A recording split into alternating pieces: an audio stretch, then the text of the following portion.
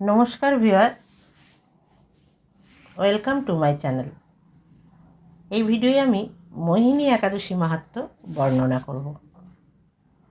কুর্ম পুরাণে বৈশাখ শুক্লপক্ষের মোহিনী একাদশী ব্রত মাহাত্ম্য বর্ণনা করা হয়েছে। মহারাজ যুধিষ্ঠির বললেন, হে জনার্দন, বৈশাখ শুক্লপক্ষিয়া একাদশীর কি নাম, কি ফল, কি বিধি, এ সকল কথা আমার নিকট বর্ণনা করুন। উত্তরে ভগবান শ্রীকৃষ্ণ বললেন, হে ধর্মপুত্র, আপনি আমাকে যে প্রশ্ন করেছেন, পূর্বে শ্রী রামচন্দ্রও বশিষ্ঠের কাছে এই একই প্রশ্ন করেছিলেন। তিনি জিজ্ঞাসা করেছিলেন, হে মুনিবর, আমি জনক নন্দিনী সীতার বিরহজনিত কারণে বহু দুঃখ পাচ্ছি, তাই একটি উত্তম ব্রতের কথা আমাকে বলুন, যার দ্বারা সর্বপাপ ক্ষয় ও সর্বদুঃখ বিনষ্ট হয়। এই কথা শুনে বশিষ্ঠদেব বললেন, হে রামচন্দ্র, তুমি উত্তম প্রশ্ন করেছ। যদিও তোমার নাম গ্রহণেই মানুষ পবিত্র হয়ে থাকে, তবুও লোকের মঙ্গলের জন্য তোমার কাছে সর্বশ্রেষ্ঠ ও পরম পবিত্র একটি ব্রতের কথা বলছি। বৈশাখ মাসের শুক্লপক্ষিয়া একাদশী মোহিনী নামে প্রসিদ্ধা। এই ব্রত প্রভাবে মানুষের সকল পাপ, দুঃখ ও মোহজাল অচিরেই বিনষ্ট হয়। তাই মানুষের উচিত সকল পাপ ক্ষয়কারী ও সর্বদুঃখ বিনাশী এই একাদশী ব্রত পালন করা। একাগ্র চিত্তে তার মহিমা তুমি শ্রবণ করো। এই কথা শ্রবণ মাত্রেই সমস্ত পাপ বিনষ্ট হয়। পবিত্র সরস্বতী নদীর তীরে ভদ্রাবতী নামে এক সুশোভনা নগরী ছিল। চন্দ্রবংশজাত ধৃতিমান নামে এক রাজা সেখানে রাজত্ব করতেন।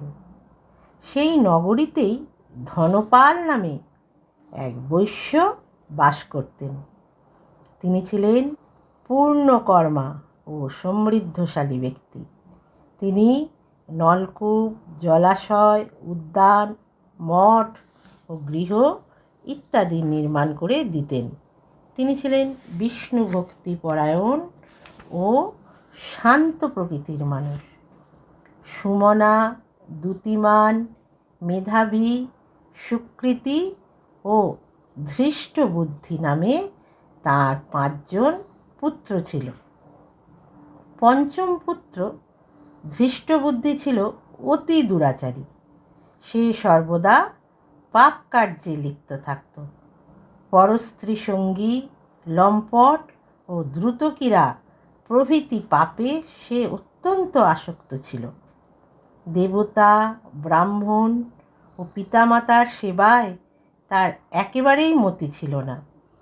সে অন্যায় কার্যে রত, দুষ্ট স্বভাব ও পিতৃধন ক্ষয়কারক ছিল। সব সময় সে সুরাপানে মত্ত থাকত।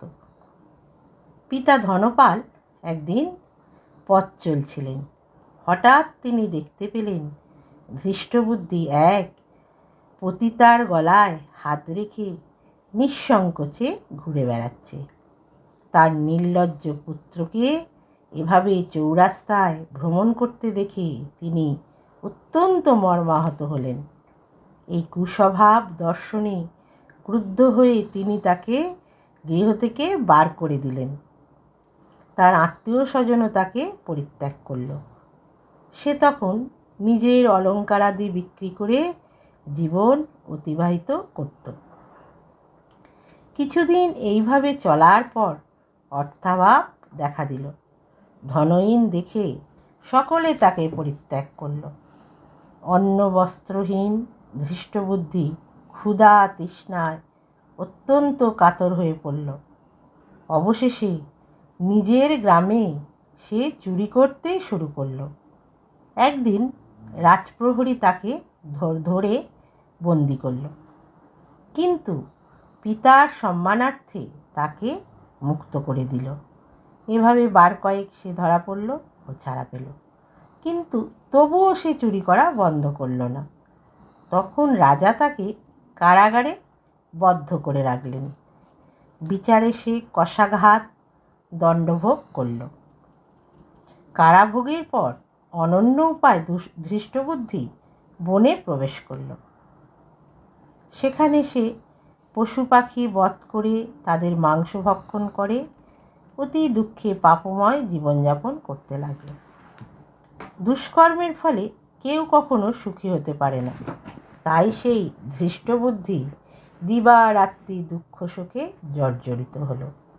এভাবে অনেক দিন অতিবাহিত হলো। কোনো পুণ্যফলে সহসা একদিন সে কৌণ্ডিন্য ঋষির আশ্রমে উপস্থিত হলো। বৈশাখ মাসে ঋষিবর গঙ্গা স্নান করে আশ্রমের দিকে প্রত্যাবর্তন করছিলেন। শোকাকুল ধৃষ্টবুদ্ধি তার সম্মুখে উপস্থিত হলো। ঘটনাক্রমে ঋষির বস্ত্র হতে এক বিন্দু জল তার গায়ে পড়ল। সেই জলস্পর্শে তার সমস্ত পাপ দূর হলো। হঠাৎ তার শুভবুদ্ধির উদয় হলো। ঋষির সামনে সে কৃতাঞ্জলি পুটে প্রার্থনা করতে লাগল, হে ঋষিশ্রেষ্ঠ, যে পূর্ণ প্রভাবে আমি এই ভীষণ দুঃখ যন্ত্রণা থেকে মুক্তি লাভ করতে পারি তা কৃপা করে আমাকে বলুন। ঋষিবর বললেন, বৈশাখ মাসের শুক্লপক্ষে মোহিনী নামে যে প্রসিদ্ধ একাদশী আছে, তুমি সেই ব্রত পালন করো। এই ব্রতের ফলে মানুষের বহু জন্মার্জিত পর্বত পরিমাণ পাপের রাশিও ক্ষয় হয়ে থাকে।